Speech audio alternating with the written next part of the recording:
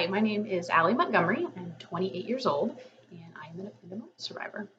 I'm Mitch. I'm Allie's husband and have served as her primary caregiver over the course of the last 3.5 or 4 years. Yeah. In 2016, I started experiencing some different things. I started experiencing some really bad nausea. I was sick to my stomach a lot, and I had severe anxiety, kind of growing anxiety over that year.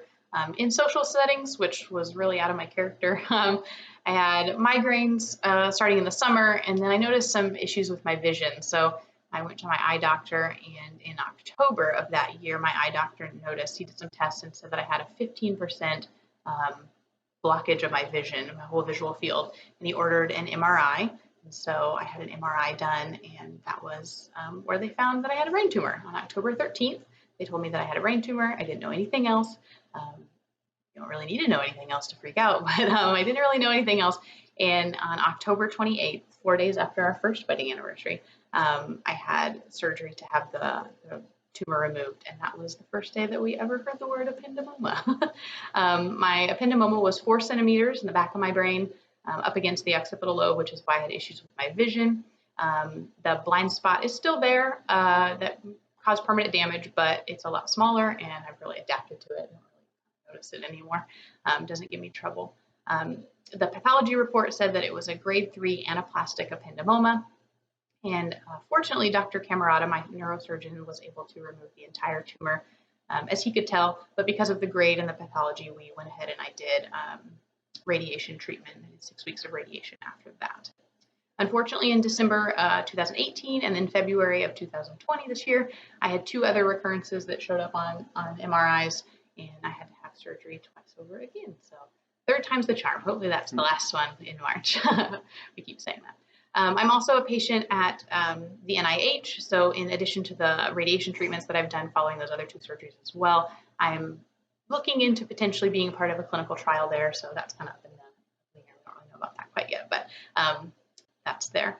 I know personally that when I hear people's stories about that include a recurrence, it's a little bit disheartening. It makes my stomach turn a little bit. So I think that's important to acknowledge. Like, I get that. If you hear this and you go, oh no, there are people out there who've had to do this a couple times, and that's okay.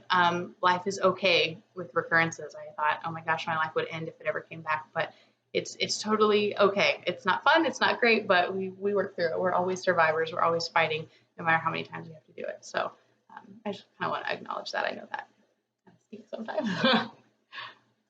Following Allie's first surgery, we, as so many of you did as well, just had so many questions about not only what an ependymoma was, but also what the future looked like, not only in terms of tomorrow, but also 5 years from now. And as a science guy, I kind of thrive on facts and information, and CERN has really bridged that gap for us. They have answered our questions and provided us with an abundance of information.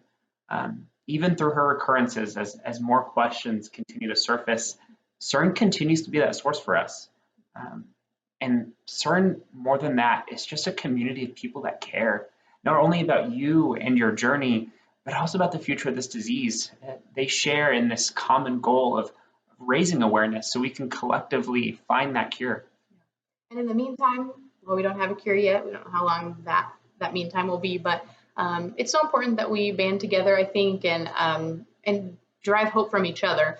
I know we each can give each other comfort, but we found so much comfort in our families and our friends around us that really help us when we're feeling down or we're feeling sad on those days after a diagnosis or a recurrence or whatever. You feel like, what is life right now? And our families have been just everything for us, and our friends especially. We've gotten some of the best meals out of some post-surgery stuff. But I think that's so important that our family around us gives us hope. But we personally find a lot of hope in our personal relationships with God. We've given our life to Christ, both of us, and that's a huge thing for us. Not only are we acknowledging that he's a powerful creator of earth and mankind and everything on earth, but he's also a loving father, and he understands our pain, and he doesn't want us to hurt.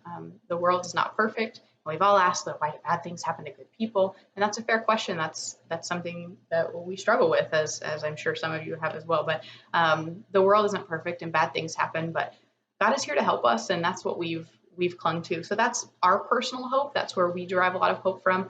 My grandma, my Nana, has given me a verse. She said that when she was really struggling with a hard time, Isaiah 41:10 was really helpful for her, and I've come to really love that verse. It's a lot to me.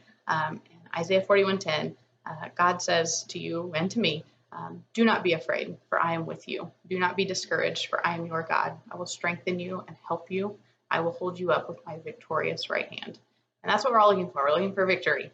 And that's been just the biggest source of hope for us. And we want you to know that we pray for each of you, and we ask God to help you, and we hope that you reach out and take the peace and the strength that he offers you as well.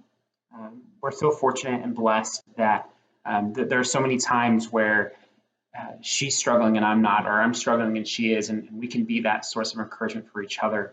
But in times where we're both struggling, God is that encouragement for us. So we just really want to say thank you to CERN. During this time, where obviously there's so many questions about the future of our world right now. We're just so blessed that we have the technology, and CERN has had this idea to still raise awareness for something else that also truly matters, and that is ependymoma. So again, we just thank you, CERN, and we hope to be a source of encouragement for you as we continue to find this cure.